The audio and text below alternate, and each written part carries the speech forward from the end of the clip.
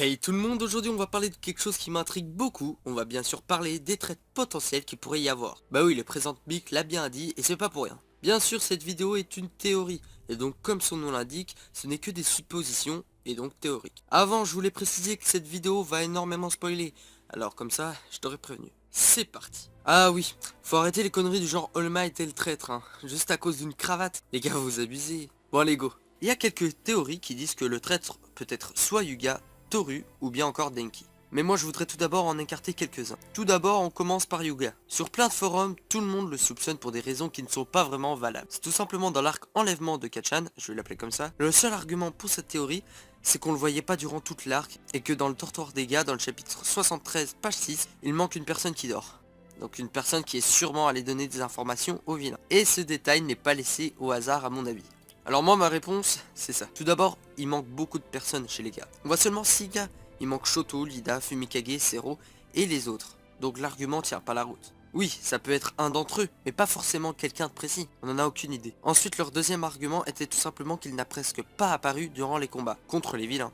Et c'est encore un argument qui ne tient pas la route, car dans le chapitre 82, page 15, il arrive à déstabiliser le magicien qui kidnappe Kachan avec son laser. Et je vois pas l'intérêt de faire ça si c'est un traître. S'il aurait rien fait, le magicien aurait enlevé Kachan bien plus rapidement. Donc voilà, ces arguments suffisent pour faire de Yuga un innocent. Maintenant, passons à Toru. Alors pour Toru, j'ai beaucoup de doutes. J'ai vu sur plein de forums, des vidéos YouTube, etc. des arguments comme quoi c'est elle la traître. Et j'avoue que ces arguments tiennent bien la route. Car tout simplement dans le chapitre 12, page 7, on voit le tableau des votes des délégués des élèves de la classe 1A, donc celle d'Izuku. Et on aperçoit que presque tout le monde a voté pour lui-même, car au début ils se connaissaient pas. Et les seuls qui n'ont pas voté pour soi sont Shoto, Lida, Ochako et bien sûr Toru. Et plus tard on sait que Shoto a voté pour Momo et Lida a voté pour Izuku. Et Ochako on se doute qu'elle a voté pour Izuku mais c'est presque sûr quoi. Et donc il reste une personne qui n'a pas voté et cette personne c'est Toru. Après tu me diras ne pas voter, ça veut rien dire. Mais ne pas apparaître dans le chapitre, c'est autre chose. Et oui, car Toru n'était pas présente dans ce chapitre. De plus, ce jour-là, le lycée était en sécurité 3, donc en sorte de vigipirate, après que Tomura a volé le planning des professeurs. Ce qui expliquera comment ils ont su pour l'entraînement dans l'Arc Space James. Peut-être parce que quelqu'un lui a fourni des informations ce jour-là. Et cette personne, c'est sûrement cette petite Toru. De plus, dans le chapitre 73, dans le dortoir des filles, on voit Toru dormir toute nue, alors qu'elle est totalement pudique, et qu'elle n'aime pas être nue. Bon après c'est possible qu'elle ait plus confiance avec les filles, et c'est normal.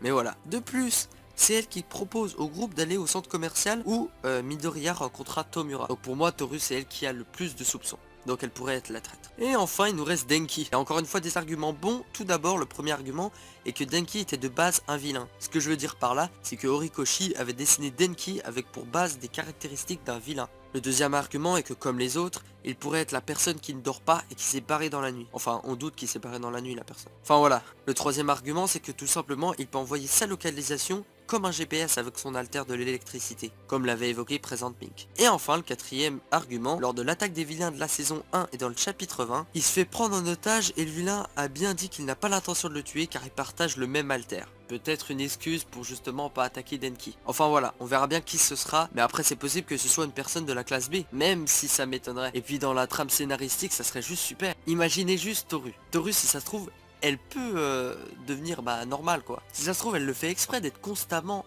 invisible. Et peut-être qu'on verra son vrai visage justement quand elle se dévoilera. Et avec le scénario ça sera juste super. Peut-être que Izuku c'est lui qui va justement essayer de la ramener dans le clan des héros. Je sais pas si on peut dire ça comme ça. Mais voilà, il va essayer de la raisonner comme il a raisonné d'autres personnes. Donc voilà. Enfin bon, n'hésite surtout pas à débattre dans les commentaires et me dire qui est le traître ou la traître pour vous. Bon bah comme d'habitude, n'hésite pas à liker, commenter et t'abonner. On est déjà plus de 170 abonnés. Je sais que pour certains c'est pas beaucoup, mais pour moi c'est super. Et en plus on avance vite. Donc voilà, merci. Continuez à partager la chaîne et partager cette théorie aussi, ça me ferait super plaisir. Voilà, merci beaucoup et à bientôt les amis. Salut.